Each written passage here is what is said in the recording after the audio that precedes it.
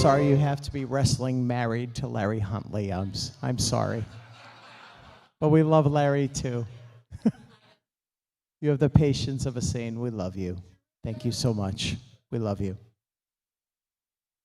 Our next inductee, and I'm going to apologize now because I've been doing this for close to 30 years, so I'm going to say my friend. This guy I've known since the mid-90s. My first wrestling road trip was with this guy. You haven't lived until you sat in the back of a cab with Flyboy Rocco Rock and Johnny Grunge, the Public Enemy, to go find a bar in Maine with Johnny Grunge telling the cab driver, "I bet you live in a roadhouse." Yeah. And this guy was riding right beside me, and I've known him for a long time. I've announced him as a wrestler. I've worked for him as a promoter. He is the promoter of New World Wrestling Extreme. Jimmy Allen, but I'm from Boston, so we call him, he used to be Trooper Gilmore, but we call him Trooper. Yeah, Trooper Gilmore.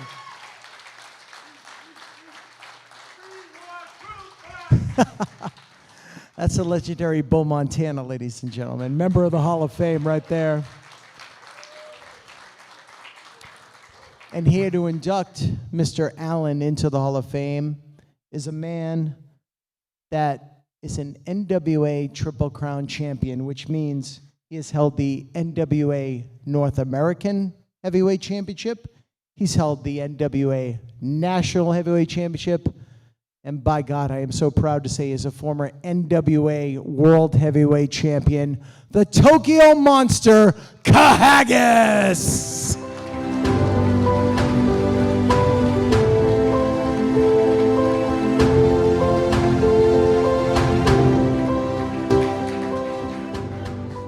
Well, I don't have bullet points and I don't have hair.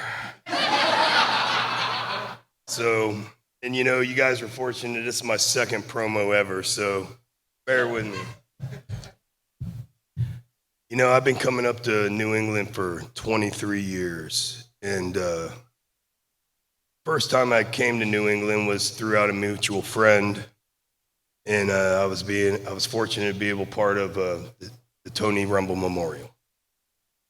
And I met a lot of people there that night. A lot of people I see here in the crowd, you know, I could just call them out. I just seen Kyle, it just blew my mind. I wasn't expecting you.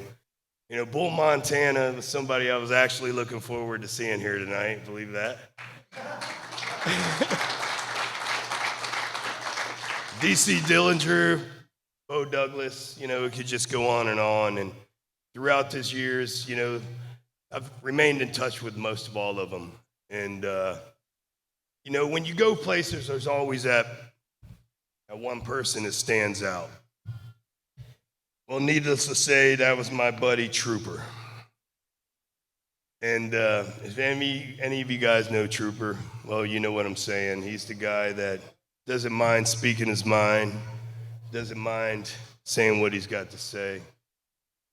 Throughout the years, we stayed in contact, and 20-some years ago, he started a wrestling promotion called New World Wrestling Extreme.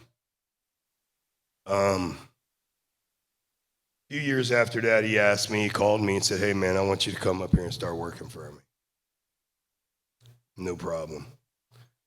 I came up here, I've been here since.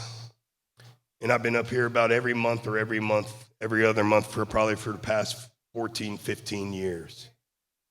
And each time I come up here, it's very exciting to me because it's almost like a home away from home. I'm sorry.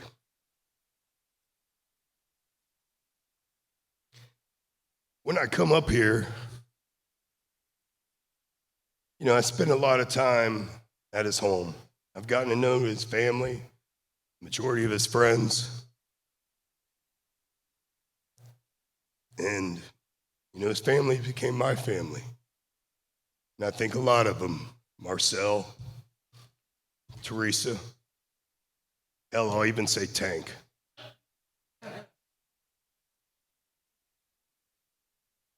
Trooper's done a lot for me, not just in the wrestling business, but in my personal life.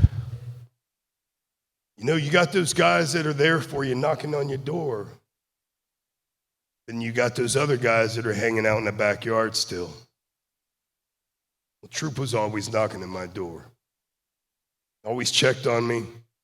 If I needed anything, I didn't even have to ask. He's not just a promoter. He's a good person and good individual, and he's all about opportunity. He's an opportunist. I've seen people come and go with his promotion. I've seen people that remain, of course. And of course, he was all about you got to earn your keep. You didn't earn your keep, well, you're going to hear about it from Troop. But all I can say is just with the utmost gratitude and an honor, I'm so happy to be able to induct him into the Hall of Fame. And a lot of people know him as Paulie Gilmore, James Allen. Well, I know him as Troop. Congratulations, buddy.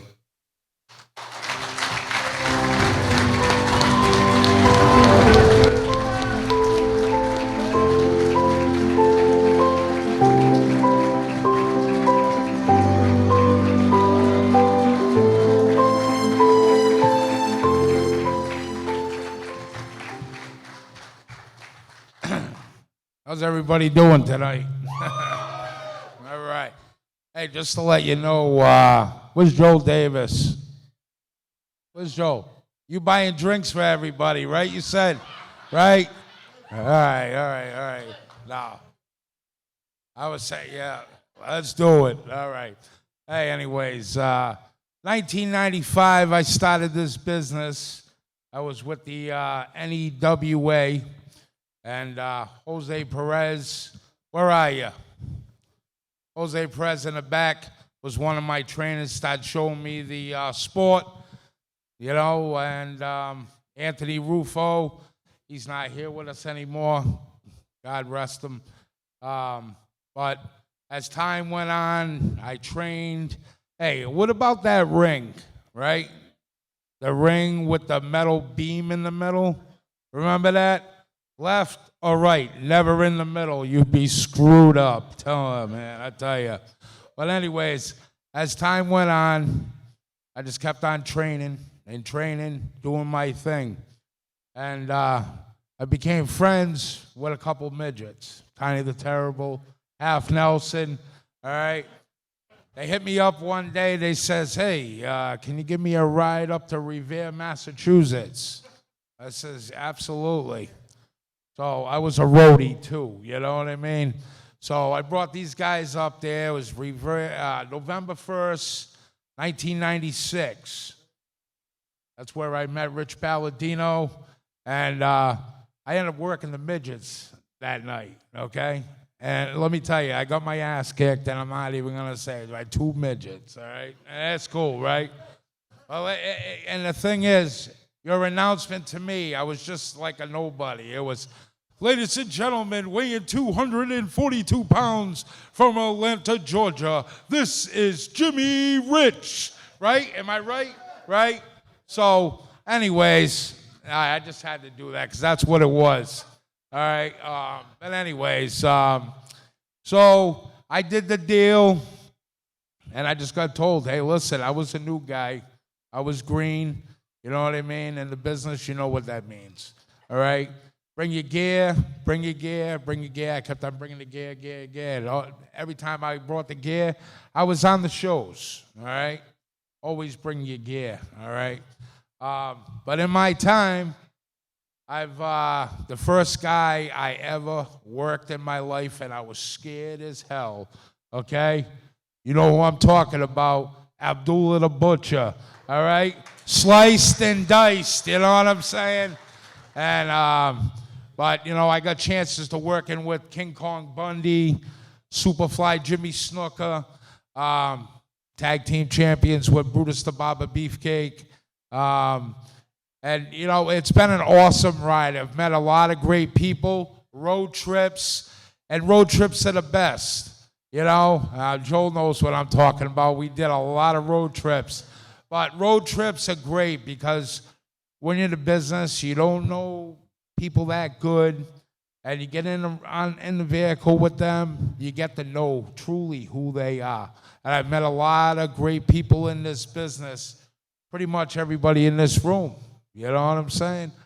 Rich, you know, we had a road trip up to Maine. We had a good time. Joel Davis, Augsburg, New York, Queens, New York, everywhere. We were rolling, you know. It's been a blast. I've had a lot of good times in this business, okay? Right around 2018, I kind of put the boots down and I'm not in ring anymore, all right? But 2003, I opened up New World Wrestling. And I've been an active promoter here in New England. And one thing about me, I've always looked at investment, making the talent look the best they can be. Production, number one. That's what you got to be, all right? Because your talent are number one, okay? When they come through your curtain, you want them to look like the big star. And that's always been my vision. And my vision is do something here big in New England as I've been doing since 2003. Now, when the pandemic came around, okay, and everybody knows this probably, but when the pandemic came down, everybody closed down. We all closed down. We were scared. We were whatever, you know. But when they opened back up in Rhode Island, and you can have 250 people outside, what did I do? I started running pro wrestling again. That's what I did. All right? Everybody else was sitting home. I put people to work that was sitting down, staying home. From Connecticut to New Hampshire, to Rhode Island, Massachusetts, everybody was getting work. And that's just the way it was, all right? Now, I ran into an obstacle with that. Now, mind you, I had to go through the health board. I had to go through this board. I had Channel 12 News contacting me and all this stuff. You know, it's like I was doing something wrong or something. Hey, they opened up. I was the first promoter in New England to start running, all right? And like I said, I gave guys like Tommy Dreamer, Just Incredible, Bushwhacker Luke work when everywhere was quiet. A lot of guys from Connecticut, you know, I kept the ball rolling, all right? But we did it in a safe manner. We had COVID check stations, checking the temperature, sanitizing stations, whatever. The referees wore gloves. We wiped down ropes. But you know what? We gave the wrestlers work. We gave the fans something to do. And the crowds were beautiful. Everybody, when they were leaving, thank you for keeping us safe. The Providence Journal wanted to do a negative ad. And the negative ad turned positive. Promoter says he's COVID compliant, which we were, 100%. You know, in my time in the 90s, in 1999, kind of backing up a little bit because I forgot something. 99, you know, in 96, Tony Rumble gave me a break. In 1999, I became NWA New England champion, okay? Not only that, also, in 2001, I believe it was, me and my partner, the Outpatient, we were called Criminally Insane. We were the NWA New England Tag Team Champions, and we represent the NWA Anniversary 53 in St. Petersburg, Florida. And that was a highlight, okay? I love this business. I love everybody. I love meeting new people. I got my family here. my friends. I love you all. I thank you very much. New World Wrestling Extreme, it's just the beginning. The sky's the limit. And don't forget you. I want to give a message to the students out there. Pay your dues. Yeah. Thank you.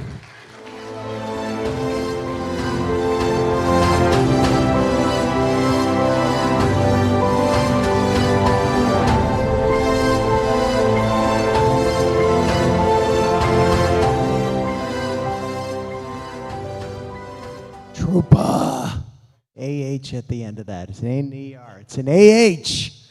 Love you, dude. Good job.